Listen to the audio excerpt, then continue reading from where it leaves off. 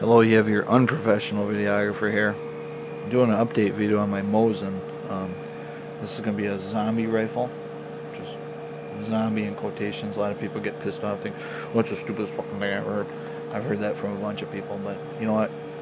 Right there, I'll give you the one finger wave. So, building this rifle up, it's going to be a zombie eraser. This is your standard Mosin M9130 or 9130 rifle. I've done some customization to the stock. I took some chisels, chiseled out a finger groove here for when you're, in your tactical ready or low ready position to shoot zombies. Sanded that all down, so I got a nice spot for my finger. Sanded the stock way down. You can see that's way thinner than a normal 9130 stock. As far as this area here and here, because usually they're pretty meaty. But this butt plate will come off. Going to put a rubber butt plate on. I might even shorten the stock by about 2 inches. I've done everything else. I've sanded the stock way down, cut it down, of course. I watched the last video. And what I had done here was for the barrel bands, took my chisel. I don't know if that'll focus.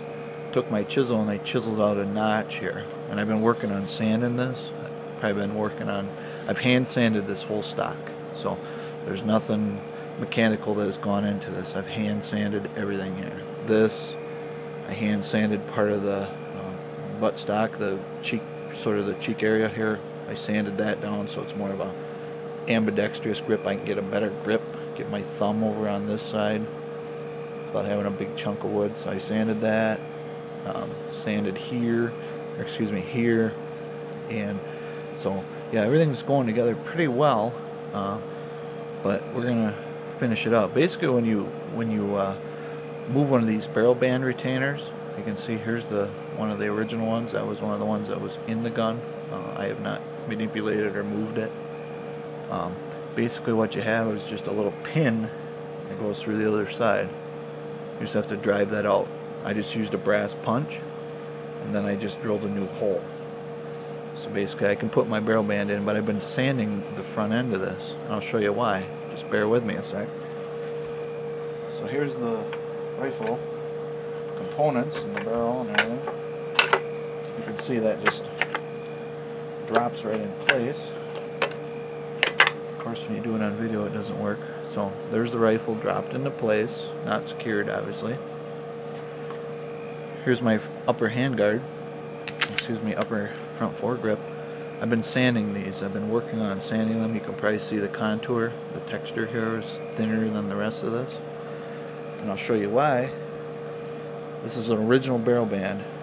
One of the, I believe it's Ishevek marked. Okay. Take a look at this. I can slip it on and I get to about, let's go baby. Of course when you do this shit on video it never works. I can get to about here. She's still pretty tight. So that's basically telling you need to sand down the sides. Anybody would know that, because this is where the retainer would be, approximately here, for the barrel band retainer. So I don't have that in now because I've been sanding away, but coming together pretty well. This is what the barrel of it will look like. You can see I recrowned it. I just have to buff it up. I went out shooting this gun the other day. It shoots very well, surprisingly better than it did before, and this is just the tip of the iceberg. So thanks for watching, and I would recommend, if you're going to sand one of these down, use some heavy duty 60 grit. So here we are, we got our first coat of zombie green on our Mosin stock, and it's turning out pretty well. You can see the upper handguard there. And that was with 2 heavy coats of primer. So I think it looks pretty good as of right now. It really pops. And it looks pretty sweet. We'll keep painting. We're going to get a lot of coats on this. So let's see how she looks.